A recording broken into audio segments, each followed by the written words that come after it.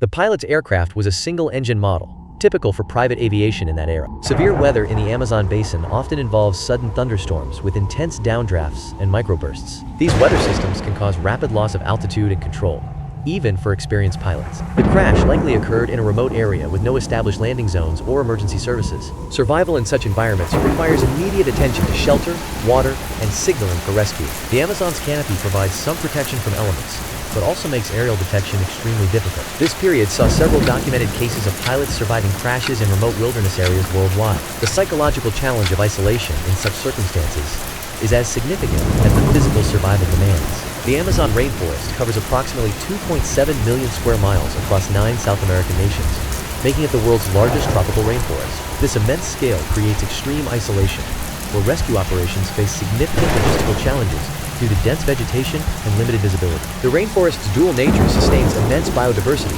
while presenting multiple survival threats to humans. High humidity levels often exceed 80%, accelerating dehydration and complicating medical situations for the injured. Canopy landings typically involve aircraft becoming entangled in upper tree layers, which can cushion impact but also trap survivors. The combination of heat stress, limited water sources, and potential predator encounters creates what survival experts call a COLPA, lethal synergy. Unlike open water or mountain crashes, jungle incidents often leave minimal visible wreckage from aerial searches. This environment demands specialized survival knowledge that most travelers lack, turning routine emergencies into prolonged ordeals. The pilot survived the initial impact, though likely sustained injuries from the violent deceleration forces. The aircraft was heavily damaged, rendering it inoperable and stranding the survivor at the crash site. This left them with only whatever supplies could be salvaged from the wreckage before it became inaccessible. In such scenarios, survivors typically prioritize locating water, shelter, and signaling devices. The immediate aftermath is a critical window where shock and adrenaline can mask the severity of injury. Salvageable items often include limited food rations, basic medical supplies, and possibly communication equipment. The condition of the wreckage itself can provide temporary shelter from the elements. This phase focuses on securing basic necessities and assessing the situation before planning the next steps. In any survival situation, securing clean water is the absolute first priority, as dehydration can incapacitate a person within days. Untreated wounds in a humid environment are a direct path to infection, which can be as deadly as the initial injury itself. A basic shelter provides critical protection not just from rain, but from biting insects that can transmit diseases. Contrary to popular belief, a rainforest is not an automatic buffet. It's often described as a green desert. Many plants are inedible, toxic, or protected by thorns, while animals are often elusive and difficult to hunt without proper tools. This scarcity means survival hinges on specific knowledge of which few resources are safe and accessible. Survival in such conditions required constant foraging for edible plants and small prey. Identifying safe fruits, palms, and nuts was a critical skill to avoid poisoning. Small animals and fish provided essential protein, but catching them required significant energy expenditure. This relentless search for calories consumed most waking hours. Dehydration posed a constant threat, with clean water sources often scarce. Disease and infection were ever-present risks in such environment. The combination of nutritional deficit and physical exertion created a vicious cycle. This daily struggle represents a fundamental human survival scenario. The realization that passive waiting was futile marked a critical turning point in the survivor's mindset. Basic electronics knowledge became the foundation for an ambitious survival project, building a functional radio transmitter. The wreckage itself provided essential components. Wiring, batteries, transistors, and the aircraft's original radio equipment were scavenged. Creating a stable power source in a jungle environment presented one of the first major technical challenges. Constructing a transmitter required adapting salvaged components to function together without proper tools or testing equipment. Fashioning an effective antenna in dense jungle terrain added another layer of difficulty to the project. This type of improvisation demonstrates how survivors in extreme situations repurpose available materials for communication. The monumental challenge involved solving multiple technical problems simultaneously in an unforgiving environment. The signal was broadcast after numerous failed attempts, indicating persistence and technical effort. Distress signals typically follow standardized formats like SOS or Mayday calls to maximize recognition. Weak, intermittent signals are common in remote environments due to atmospheric interference or limited power. Such signals often require specific receiving equipment tuned to emergency frequencies. The successful reception depended on factors like time of day, weather conditions, and receiver location. In documented cases, weak signals have led to delayed responses as authorities work to verify and locate the source. The intermittent nature suggests possible equipment malfunctions or power conservation efforts by the broadcaster. This pattern aligns with real-world distress scenarios, where signal strength varies with available resources. Search and rescue operations, which may have been reduced or suspended, were redirected based on this transmission. This redirection demonstrates a common pattern in wilderness rescues, where new information can dramatically shift operational focus.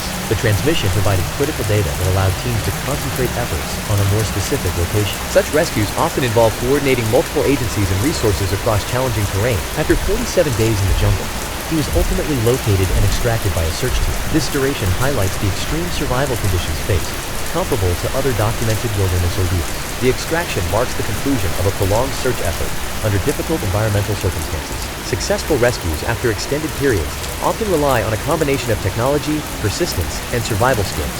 Upon rescue, the individual was found in a state of severe physical and mental exhaustion, with significant emaciation. Medical assessments following such extreme survival situations typically document critical weight loss and profound fatigue. The fact that he survived at all is a testament to human resilience under extreme duress. However, there are significant limits to our understanding of this case. A precise, day-by-day chronology of the entire ordeal has not been fully established or documented. This lack of a complete timeline is common in prolonged survival cases where the individual was alone. Key details about specific mechanisms of survival and decision-making patterns remain unclear. These gaps in knowledge highlight the difference between the known outcome and the unknown journey that led to it. The popular narrative often omits the grueling, repetitive reality of survival. This involved endless battles against infection, despair, and repeated failures to get the radio operational. Contrary to common belief, he was not a master survivalist from the beginning. He was a pilot whose deep knowledge of his aircraft and applied ingenuity became his most vital tools. The radio itself was likely not a complex device,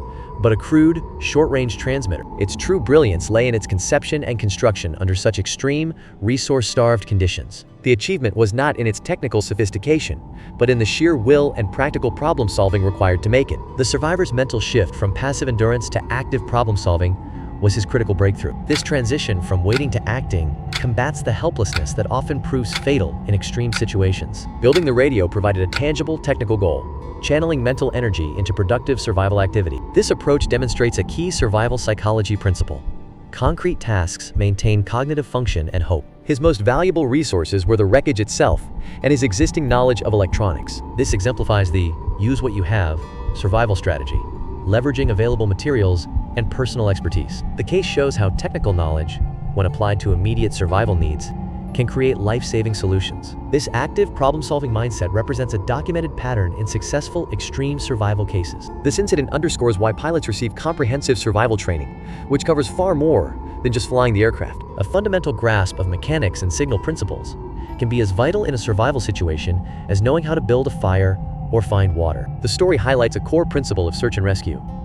Your chances of being found increase exponentially if you can become a beacon, not just a hidden target. This validates the absolute necessity of carrying some form of emergency locator transmitter, known as an ELT or PLB, on any flight into remote areas. These devices transmit a distress signal on dedicated international frequencies, alerting search and rescue satellites to your precise location. This technology has since become standard aviation equipment, partly due to the lessons learned from survival ordeals like this one. This survival story demonstrates cognitive resilience, the systematic repurposing of available resources to alter a seemingly fixed outcome. Unlike tales of supernatural intervention, this case shows documented human ingenuity under extreme pressure. The pilot didn't conquer the Amazon through luck, but through sustained problem-solving that extended survival time. This pattern of adaptive thinking mirrors other documented survival cases where individuals systematically used available materials. The mechanism involves continuous assessment of resources and environmental factors to create new survival solutions. Such cognitive resilience represents a documented psychological capacity rather than extraordinary circumstance. The outcome depended on maintaining systematic thinking long enough